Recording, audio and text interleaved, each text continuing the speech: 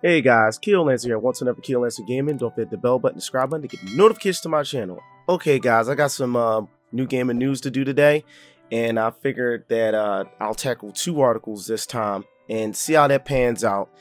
And this information is about XenoBlade Chronicles, and we're on the Gamespot website. This information was dished out by Kevin on March 30th, 2020. All right, XenoBlade Chronicles Definitive Edition. New epilogue story will be available from the start. Nintendo confirms you'll be able to jump into XenoBlade Remake's new epilogue story without having to clear the main game first. I don't suggest anybody do that. Like, even if you have played the game like before in the past on Wii and the 3DS, don't do that. Just straight up play the game and then get to that end part again. But that's just, I guess it's just me, even though I made it to the end but didn't beat the game, so I'm not going to touch that yet. Nintendo shared a new trailer for XenoBlade Chronicles Definitive Edition during this week's surprise Nintendo Direct Mini. Along with giving us another look at the upcoming game, the presentation revealed that there will be an entirely new story content, and you'll be able to play it right from the beginning.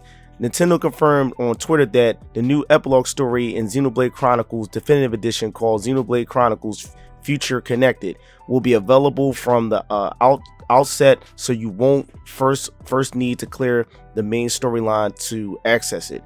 That's good news for if you're previously played the game and want to jump right into the new content, as the main story can take upward of 100 hours to finish. First off, I'm gonna just feed in those 100 hours, so I mean, it'll be like a good treat for the end of the game. XenoBlade Chronicles Definitive Edition is slated to launch on May 29th. However, Nintendo noted at the start of the Direct Mini, release dates that were announced during the presentation are subjected to change due to ongoing COVID, which I kind of figured that, because I'm like, wow, why would y'all release these dates and then we got this whole epidemic going on? And it's the same thing with the Final Fantasy 7, which, by the way, guys, I wound up being able to reserve my game at Best Buy, finding out that Best Buy does pretty much, you go there, first you order online, and then you go to the store itself, and then they drive out. Well, you drive out, and then they come out of the store to give you your basically your pre-order or any type of item that you order from there. So if you're at a local Best Buy near your area and it's not closed, you'll be able to go there, which is cool. So I ordered that game, my brothers ordered that game, and a friend of mine ordered that game. But also, if you're ordering Trials of Mana, you'll be able to get that too, and the Legendary Resident Evil 3 as well. That's supposed to be coming out, I think, what, Friday, I think. So you can be able to reserve that too as well. But also, I came across a situation with my older brother's Grand Blue Fantasy that we ordered, which was a dud. So we ordered him a new Grand Blue, and that'll be coming here Sunday from Best Buy, which I'm excited for.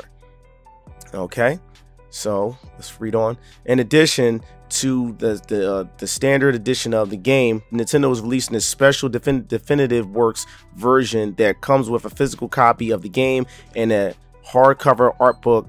Europe, meanwhile, is receiving a more lavish collector's edition, which includes a steel book game case, art book poster, vinyl, and digital soundtrack. You can learn more.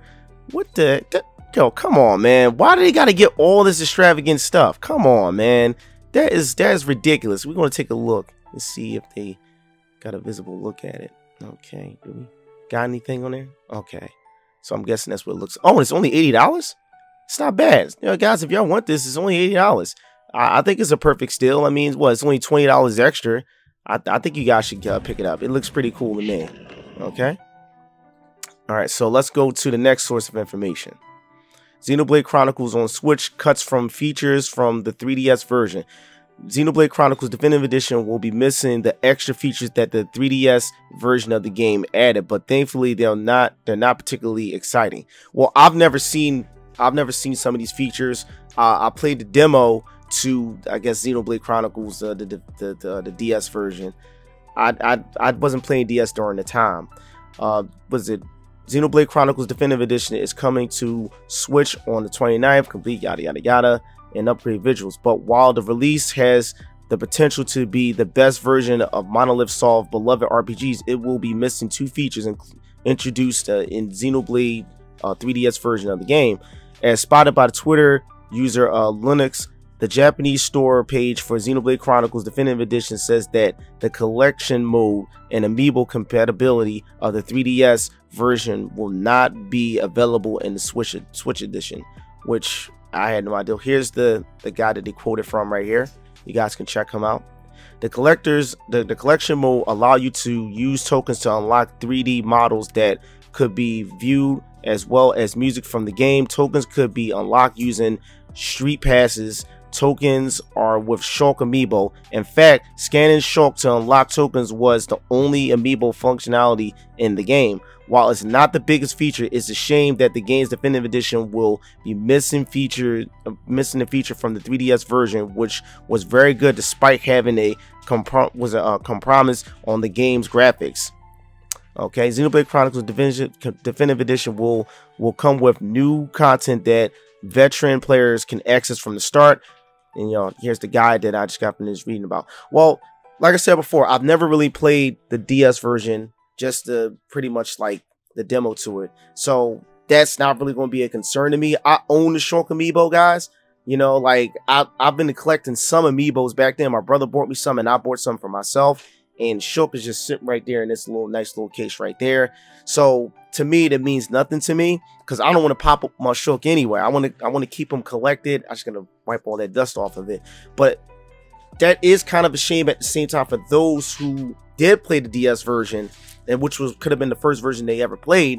Will never be able to access that anymore to get these cool collectibles and a bunch of other things. To me, that's a shame. It's because it's missed content, even though we're getting a bunch of content with this game anyway. So that's just a little minor detail that's a little sad, but it's nothing big to destroy you or deter you away from the game at all, in my opinion. So don't fret on that, guys. If you own the DS version, like other people say, well, at least you don't have to go out and rebuy the game if you want to do that particular feature, or if you just want to just collect something, you can just leave it like that. But as far as though, I'm excited for XenoBlade Chronicles, and like I said before, I will be streaming this game, and if you guys like my XenoBlade content, I'll do a bunch of other things related to XenoBlade. Like, for example, I'll go around the Skyline Land for rare collectibles that you guys can access, and I'll make little small mini videos that will be on my channel and make a playlist dedicated to that stuff that you can't find. There were a lot of things that I found in the original XenoBlade Chronicles that some other people didn't find, and I didn't know. Like, for example, like some of my friends when I was in college, when I was going to school and stuff like that, I was sharing information with them that they didn't even know about, and they're like, "Wow, Kevin, well, how did you find this kill? Like, I didn't even find this item before." I said, well, you got to wait to a certain time of night, certain time of day in order to access this item.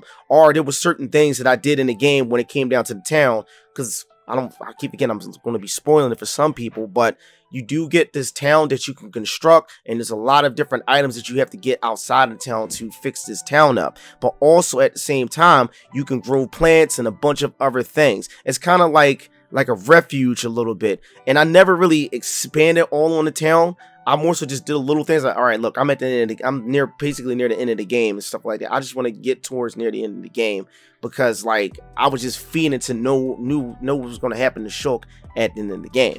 But anyway, guys, that about does it. Don't forget the bell button, the subscribe button to get notifications on my channel, guys. Don't forget to comment, guys. It's very, very important. Also, I just found out probably about a day or two ago that my XenoBlade Chronicles reaction video is pretty much on the recommendation list, so you guys can check that out. Also, this video right here will have links, basically like annotations, where you'll be able to access that video as well, but my other XenoBlade news as well. So don't forget to click on those at the end of this video, guys. But I want to let you guys know too as well, I'm almost at the end of Doom, which I wound up fiending, so I might as well just beat the game and get it over with. But this is Kill Lancer. We got more.